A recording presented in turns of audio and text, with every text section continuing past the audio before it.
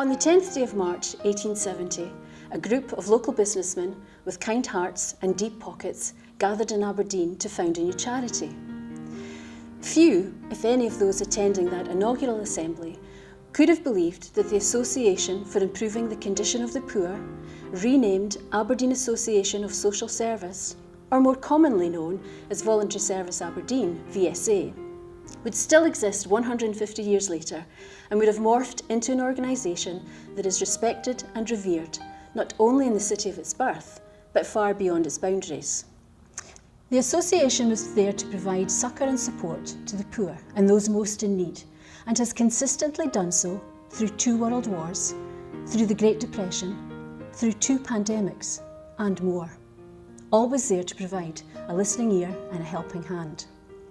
And yet the association may never have come into being was it not for the vision and foresight of a former Lord Provost, Alexander Nichol, who, during his term in office, was so horrified by the conditions in which the city's least fortunate inhabitants were living that he decided that he had to do something about it. Over the course of its long and illustrious past, Aberdeen has had a lot of folk that have proudly worn the fancy regalia of Lord Provost. More than 200 before I came along and was asked to don that mantle. Now, in the annals of history, some of these men will be revered and remembered. But I don't think I fall into that category. I doubt they'll be naming streets after me when I'm gone, or will even remember my name in 100 years' time. But I was Lord Provost for 3 years, from 1866 to 1869. I'll admit I hardly set the heather on fire during my tenure, but there was one thing that I subsequently did that in truth I was gay proud of. Aberdeen in 1870 was a prosperous place, with a lot of rather wealthy individuals, textile mill and paper mill owners, granite merchants and ship owners like myself, all living the life of luxury, residing in big posh houses. But the other side of the coin was rather different. People living in abject poverty, existing in dirty, disgusting slums, looking after hordes of hungry bairns. My years as Lord Provost showed me how desperate the situation was and made me determined to do something about it as soon as I handed in my chain of office. And so, with a few like-minded men, we set up the Association for Improving the Condition of the Poor. We were fortunate in attracting the aid of a rather remarkable 500 people who were willing to give up their time to visit the poor and needy, and through gentle speech and behaviour, build up a supportive relationship with them. But organisations like our fledgling charity needed a figurehead, someone the public could look up to. And we quickly realised that an ex-Lord Provost and a handful of businessmen didn't fulfil that requirement. So a lot of names were bandied about, and I put in my tuppence worth. Some of the committee members scorned my suggestion, but I worked on the basis that it cost nothing to spare, and so I did. After all, the lassie I approached bade in Aberdeenshire. Well, some of the time anyway. So we were delighted when a letter arrived to confirm that she would be agreeable to being our patron. A letter signed Queen Victoria.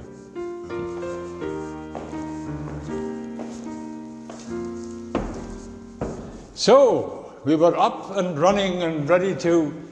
Now, what was the official description again? Oh, aye.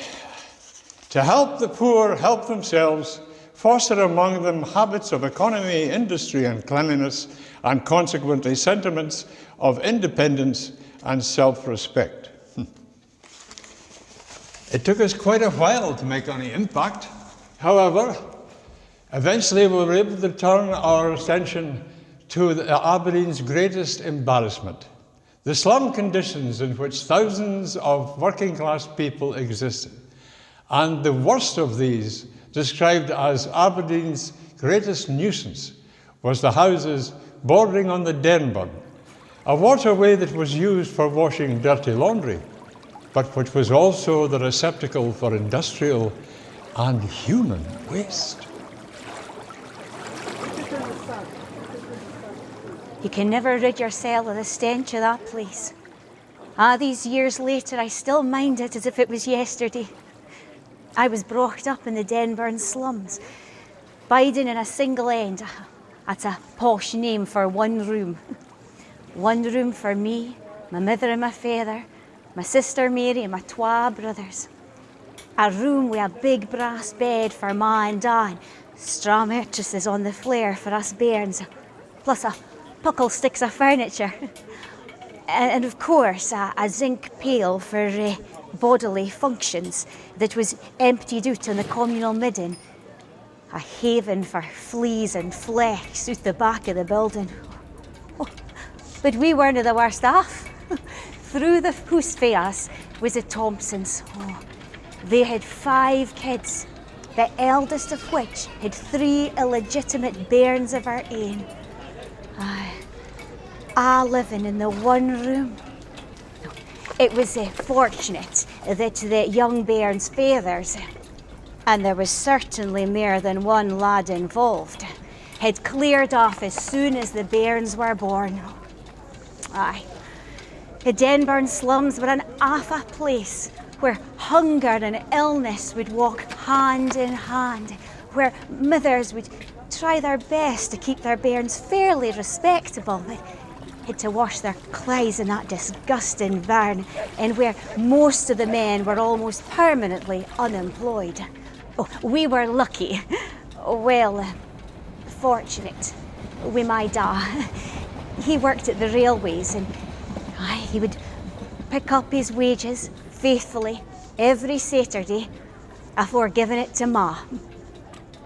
Unfortunately, the ma that he gave it to wasn't my mother, but a certain Ma Cameron. Aberdeen had no shortage of drinking establishments back then, with close on 200 in the city, many of them crowded around the areas of the worst of the slums. The Lemon Tree Tavern, the Prince of Wales, Ma Cameron's, the Well of Spa, Ye Old Frigate, all of them packed to the rafters on a Saturday night when the men picked up their wages, and the publicans more than happy to relieve them of their contents. To create a degree of temperance was one of the chief aims of the society, as there was more than one hardship caused by the demon drink. Not only were the men squandering the money desperately needed to feed their families, but more importantly, many of the men, when inebriated, turned violent. I became real well acquainted with some of the establishments my father frequented. Being the eldest of the family, I would be sent out to try and find him while he still had some money left in his pooch. Oh, it wasn't a task that I relished, because the pubs were dark and dank places, full of drunken men who would quickly become amorous at the sight of a young lassie, even a grubby, ragged one like me. But I kent that I owed it to Ma to try and get him home while he still had some of his wages, and afore his mood turned black and Ma suffered. But sadly, I was usually too late. As a new charity, there wasn't a great deal we could achieve in the face of such a massive civic problem. But we did what we could, concentrating our limited resources in short-term help for those in need. The despicable sanitary conditions meant that illness was rife, resulting in people regularly being rendered unable to work, as a consequence of which their situation deteriorated further, a vicious circle. We therefore tried to assist with temporary financial help and for securing employment for those who are able and willing to work. The slums were obviously desperate places for children to grow up, and the charity was keen to improve their lot in any way we could. And in this regard, we were fortunate to welcome on board a certain Reverend Alexander Webster.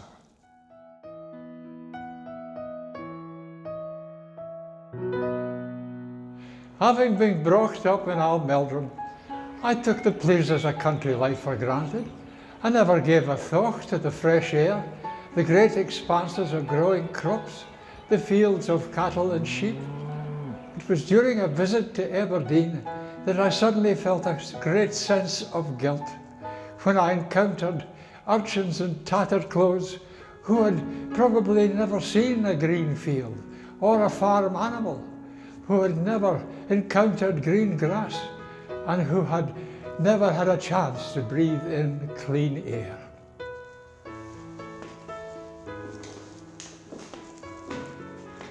I decided there and then that something had to be done to alleviate their plight. Under the tutorship of the association, a scheme which became known as Fresh Air Fortnight was launched.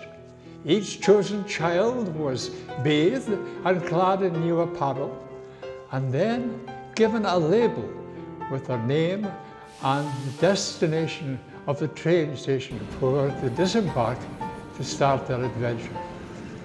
I was successful in negotiating with the North of Scotland Railway Company a rate of 10 halfpenny a child to transport them to their destination, with the railway guards accepting the rather arduous task of ensuring that the correct child left the train at the correct station.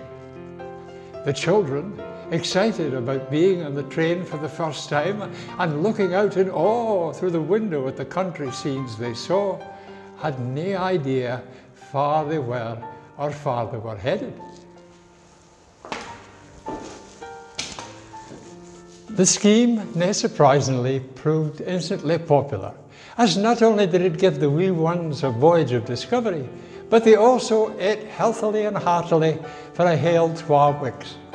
In the first year alone, 555 children took part, and by 1906, the scheme was so well established that a permanent home that would accommodate 50 children at a time was acquired at Linmore in Petercoota.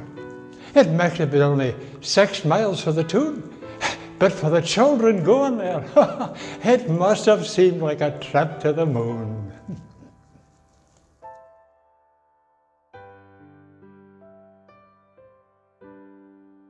I once went on Fresh Air Fortnight and I loved it.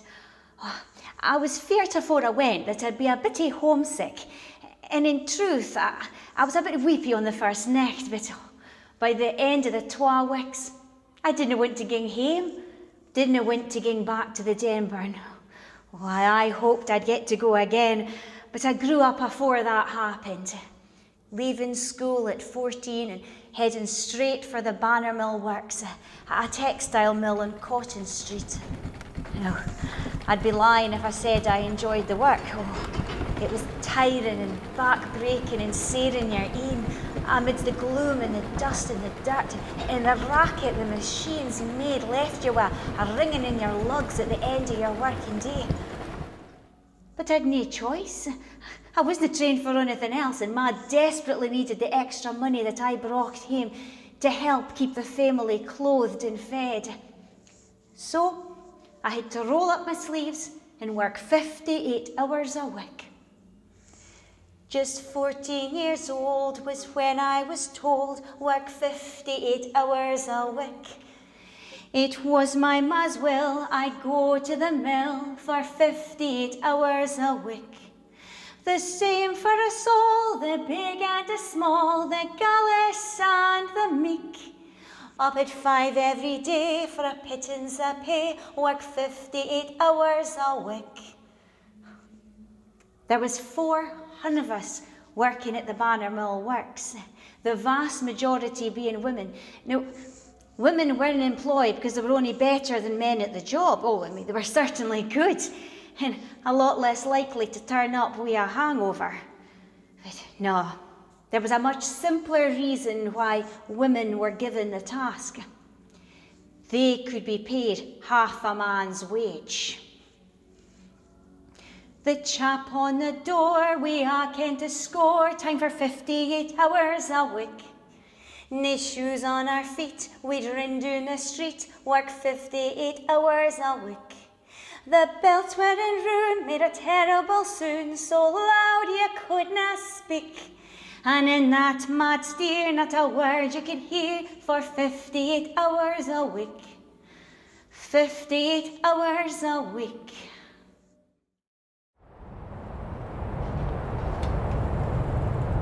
The weather at the start in 1904 was just awful. Absolutely freezing, even by Aberdeen standards. And day after day we had to tramp through the snow, 12 foot deep, just to get to our work. Oh, but we didn't ken the worst was still to come. I can still mind that morning, turning the corner onto Cotton Street and seeing hundreds of folk milling about outside of the works. It wasn't until I got up to the large metal gates that I saw that they were chained and padlocked.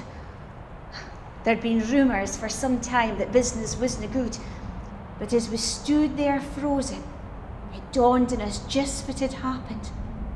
Overnight, the owners had decided to close the factory and left us out in the cold, facing unemployment. If it wasn't for the association, working with the Aberdeen Union of Women Workers, I am sure some of us would have starved or froze to death. They immediately opened a place on the Gallagate where you could go and enjoy a hot meal and get a grant to help with your rent and other basic needs. They even started teaching us new skills. Up to then, I didn't ken anything about fish, apart fae there were a rich treat when we would get a fry for someone that worked at the harbour.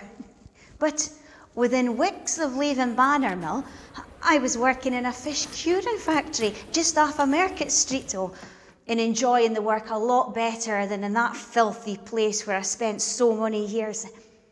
Some of the other lassies got jobs in other mills and in factories. Some went into domestic service and some headed for the farms and gardens. As a result, by the beginning of April, just 6 weeks after we'd all been chucked out, every one of us, all 400 of us, had been placed in gainful employment. That was quite an achievement by the association that had been in existence for little more than 30 years. And their success with the sacked workers of Bannermill Works began an era when the association made a major impact on many lives of many Aberdonians. This was especially true during the period of Great Depression, between the two world wars, when the association instigated numerous schemes. These included the Bairns Boot and Clothing Fund, when the association even employed their own shoemaker to repair boots and shoes in order to keep costs down.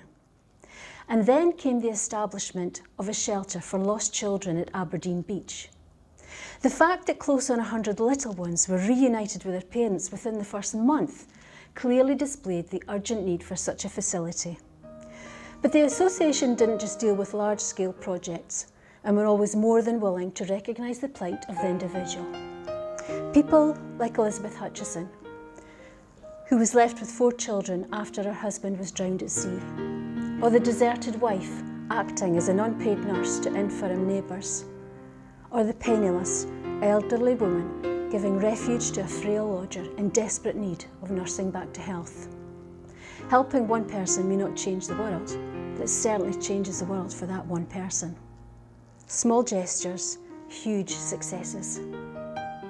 And all these many, many years after its inception, VSA continues to go from strength to strength, and a bright and flourishing future clearly beckons.